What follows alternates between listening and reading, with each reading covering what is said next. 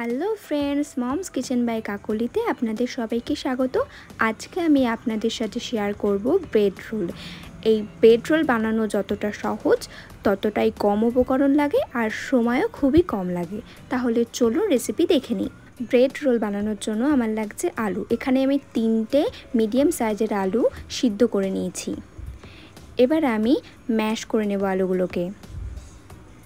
আলুগুলোকে ভালোভাবে ম্যাশ করে নিতে হবে। এই যে দেখুন আমার ম্যাশ করা হয়ে গেছে। এবার আমি দিয়ে দেবো পেঁয়াজ কুচি। এখানে আমি 2 চামচের মতো পেঁয়াজ কুচি নিয়েছিলাম। এবার নিয়ে নিচ্ছি লঙ্কা কুচি। লঙ্কার ঝালটা আপনারা আপনাদের স্বাদ অনুযায়ী নিয়ে নেবেন।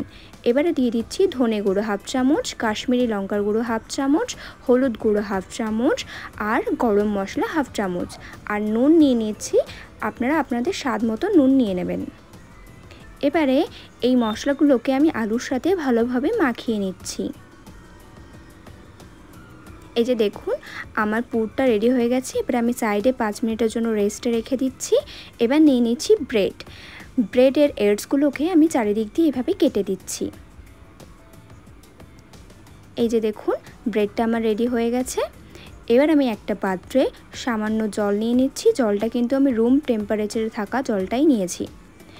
এবারে ব্রেডসগুলোকে এভাবে ভালোভাবে জলের মধ্যে ডিপ করে নেওয়ার পর হাত দিয়ে এভাবে ব্রেডের ভিতরে সমস্ত জলটাকে বের করে নেব। এবার আমি সামান্য পুর নিয়ে নিচ্ছি। পুর নিয়ে এবার ওই ব্রেডের মধ্যে পুরটাকে দিয়ে আমি ব্রেড রোলের শেপটা দিয়ে নিচ্ছি।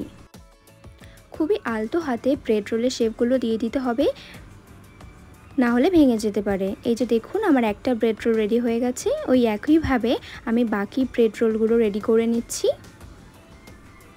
ওই আলুর পুর দিয়ে আমার 6টা ব্রেড রোল হয়েছে। এই যে দেখুন ব্রেড রোলগুলো ফ্রাই করার জন্য একদমই রেডি হয়ে গেছে। এবার একটা ফ্রাই প্যানের মধ্যে আমি কিছুটা সাদা তেল নিয়ে নিচ্ছি। ডিপ ফ্রাই করা যাবে এরকম পরিমাণে সাদা তেল নিলেই হবে। এবার একে একে ব্রেড রোলগুলো আমি গরম তেলের মধ্যে দিয়ে দিচ্ছি। ব্রেড রোলগুলো দেওয়ার আগে আমি তেলটাকে 5 মিনিট হাই ফ্লেমে গরম করে নিয়েছিলাম।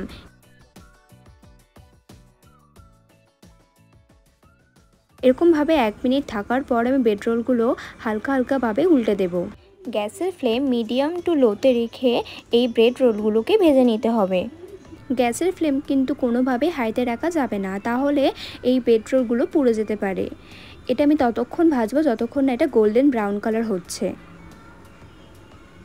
এই যে দেখুন আমার ব্রেড রোলগুলো রেডি হয়ে গেছে। কত সুন্দর কালার এসছে আর কতটা ক্রিস্পি হয়েছে। এবার এগুলোকে আমি একটা প্লেটে সার্ভ করে নিচ্ছি।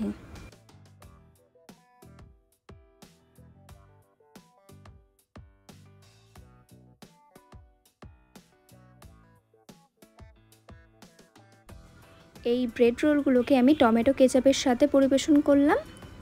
আপনারা চাইলে চিলি সস বা যে কোনো সস দিয়ে পরিবেশন করতে পারেন। এবার চলুন একটা আমি ভেঙে দেখিয়ে দিচ্ছি কতটা ক্রিস্পি হয়েছে। এই রেসিপিটি আপনাদের যদি ভালো লেগে থাকে তাহলে চ্যানেলটাকে প্লিজ সাবস্ক্রাইব করবেন। দেখা হচ্ছে পরবর্তী ভিডিওতে। ততক্ষণ টাটা।